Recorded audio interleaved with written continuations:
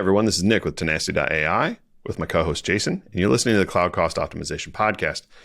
Today we're going to dive into a question we've gotten a couple of times because we've mentioned it on the show, and we want to be very clear about what this organization is and who they are, and encourage all of you to go out and check them out if you haven't. I suspect many of you are already there. But what is the FinOps Foundation and what are its goals? So I think we'll touch briefly on this. Probably a fairly short episode. If you already are familiar with the FinOps Foundation, you can probably skip this episode and go right to the next one.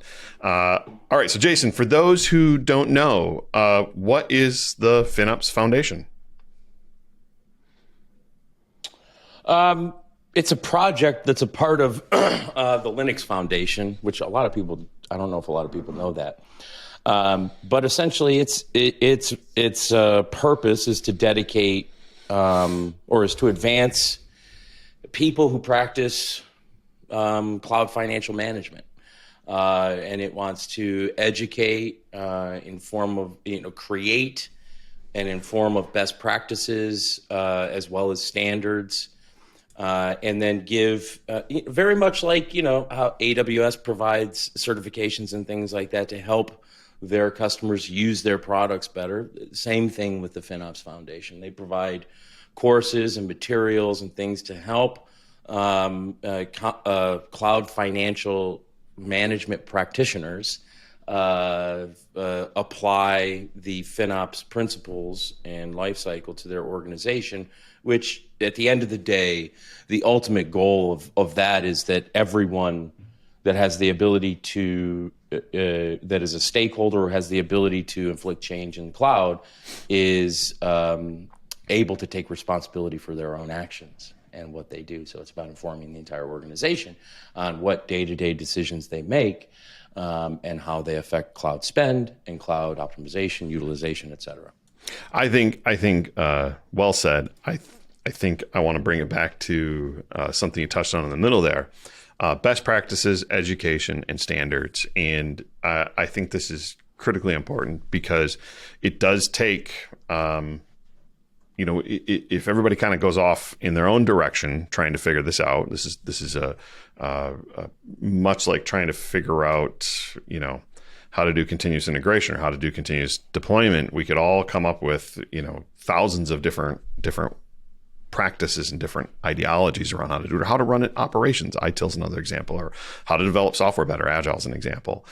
Having a community that comes together to say, all right, we're looking at and experiencing all these different ways of doing things, and as we learn together, we're gonna create a set of standards, and we're gonna educate the rest of the community so that we all agree on, here are some of the best ways to do it. I think that's critical, and that's what the FinOps Foundation is doing, and I think they're doing a pretty darn good job of it.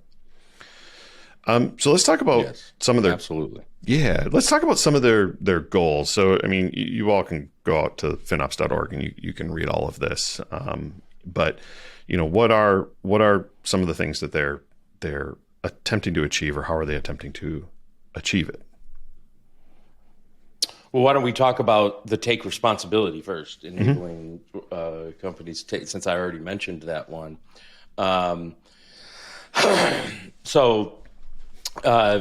of it's almost like it's the entire goal, right? It's for everybody to take responsibility for their actions. So I'll ask you, what are some ways that FinOps helps organizations take responsibility for their actions? Well, I think, part of what the FinOps Foundation outlines in their mission is, one, they help create connections, which we've talked about this before. Like, accountability is huge, but it requires collaboration and, being able to have a community to lean on, to take advice from. I think that's huge. They're also trying to inspire growth of this discipline because, frankly, it's hard when you're inside of an organization and you have this initiative and maybe you're getting pushed, right? We've got to take more accountability for the variance in our cloud spending. If you're that individual hearing that, whether you're maybe a director or VP, or maybe you might even be an architect or an engineer that's getting that message from your CTO or from your executives, and not having a framework to look at to say, well, how do I even tackle this problem? You sort of have to go down to grassroots efforts. That's really, really hard, building it yourself. So, having in a community you can go to and that's growing, that's trying to bring these concepts to organizations, not just letting organizations try and figure it out themselves. I think that's important. And I think we already kind of touched on, the part of it that is creating standards so we understand once we identify that we need to be more accountable inside of an organization, actually having a set of standards and best practices to fall back on is something that this community is doing. That's one of its goals, is making sure that we have that so we can empower those teams. Mm-hmm. Is there anything else you would add? I don't think I would add anything else to that, though. No. Okay.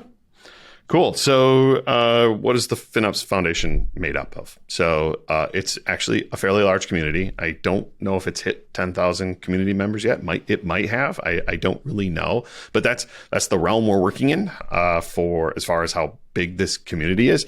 It is made up of a couple of boards, and you can actually go out and again, look yourself, FinOps.org. You can go out and read about the organization. There is a governing board, which helps to drive strategic decisions about the FinOps Foundation. There is a technical advisory council, which again you can read about what they do, but they're the ones that they're the experts that are helping set the standards for FinOps as a practice.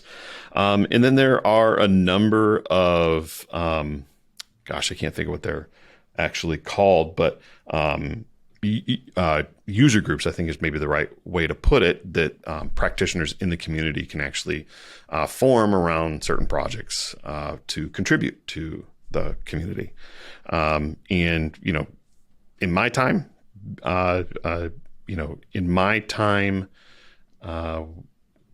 I'm losing my words here, Jason, but in my time working in and around this community, absorbing the content, I have seen how much they have grown tremendously from those contributors. Oh. Well, I would say this, just like, I can't, like the first webinar I was on, I can't remember how many people, but it wasn't measured in, it was measured in maybe 100, maybe 200. I just can't remember exactly what it was, but this last one was over 1,000 people on it. So when you start to get, that's pretty significant. Driving a lot of growth. And, they're big enough now to have their own conference as well, which is FinOps X is in San Diego, end of June 27th through 30th, an in-person conference. That means you're getting to a point where, you can you can get a few thousand people in one spot. So it's getting big. We're seeing, obviously from a search traffic perspective, which is typically an indication of things that are, starting to take hold, like the searching for FinOps, and it is really, you've likened it to when Agile first came out. It's probably what it's going to be like. Feels like it's right on that edge where it's going to explode, or it is exploding currently.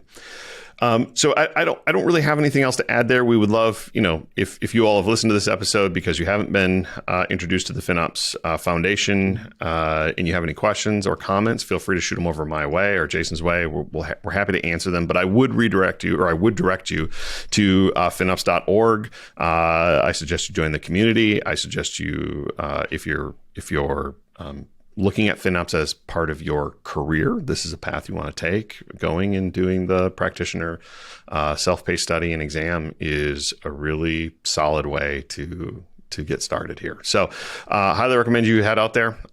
For those who are following along with Tenacity, head out to Tenacity.ai. Of course, download the cost. Let me start that over. Head out to Tenacity.ai, download the Cloud Cost Optimization Handbook. And of course, head over to Reddit/r/Cloud Cost Optimization. Drop any questions, comments, concerns you have there. Comment, and subscribe to the podcast, and check us out on YouTube. And we're looking forward to hearing your comments and feedback there as well. Tune in next time for more. Thanks, everyone.